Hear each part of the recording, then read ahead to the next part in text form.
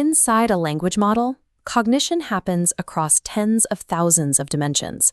Models encode their internal state as high-dimensional activation vectors, denoted as HL in R to the D model. To a human auditor, these vectors are opaque, lists of raw numbers with no inherent linguistic meaning. Reading these states usually involves sparse autoencoders, or SAEs. These systems decompose activations into sparse dictionary features. However, a feature is a mathematical abstraction that still requires a human researcher to analyze activating examples and project a meaning onto it. Supervised activation oracles offer an alternative by training models to output readable text. But this approach relies on ground truth labels, restricting the system to recognizing only the concepts present in its training data. Auditing frontier models effectively requires a way to translate high-dimensional vectors into language without the constraints of supervised training distributions. Anthropic's Natural Language Autoencoder, or NLA, addresses this by forcing a model's internal data through a natural language bottleneck. The architecture consists of two modules. The activation verbalizer, or AV, maps a raw activation vector from the target model to a plain text description.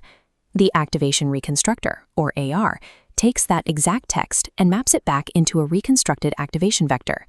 By requiring the system to recreate the original residual stream activations using only English text as a medium, the NLA produces unsupervised, legible explanations of internal model states. The AV and AR modules are initially cloned directly from the target model, Claude Opus. To generate text, the target activation is scaled and inserted directly into the model. The verbalizer autoregressively samples from this exact state to produce a plain text explanation.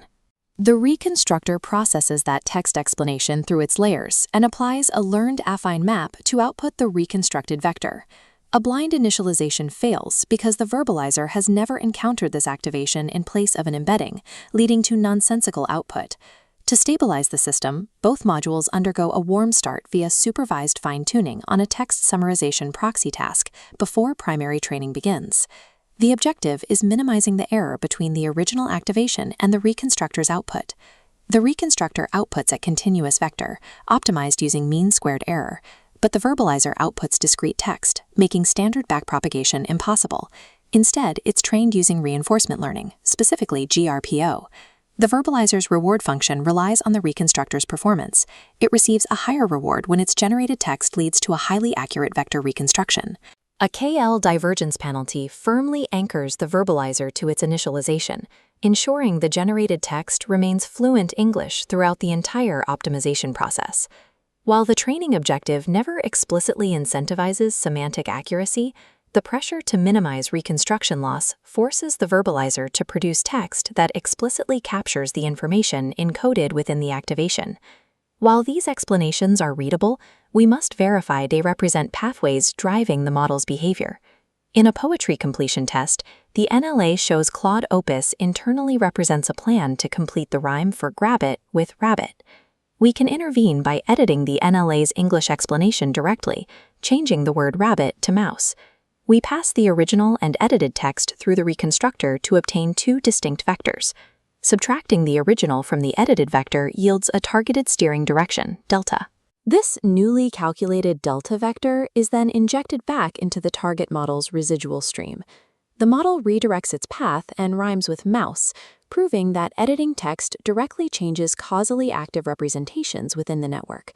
This diagnostic ability is particularly useful for investigating model behaviors that contradict their training or system prompts.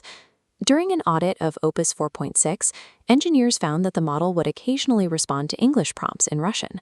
Analyzing the transcript with the NLA revealed that the model had internally concluded the user was a non-native English speaker who preferred Russian. The NLA shows that the internal representation for Russian spikes early in the prompt timeline, well before any linguistic cues appear, and before the model generates a single Russian token. This insight allowed researchers to trace the cause back to malformed fine-tuning data, where English prompts were accidentally paired with untranslated foreign language responses. The NLA provides a forensic window into these hidden assumptions, helping engineers diagnose behavioral defects from within the weights. These methods are also used to detect evaluation awareness cases, where a model realizes it is being tested but does not say so in its output. Researchers tested this by rigging a code execution tool. When asked a math problem with the answer 491, the tool returned an incorrect 492. The model ignored the tool and reported the correct answer, 491, but its output text gave no indication that it had noticed the discrepancy. These internal explanations show the model suspected it was being tested.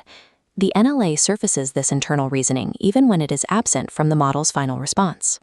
Despite its utility, the NLA architecture has significant limitations that auditors must account for. The primary issue is confabulation. The verbalizer often hallucinates specific details about the input context. Auditors must look for recurring themes across multiple tokens, rather than trusting isolated factual claims.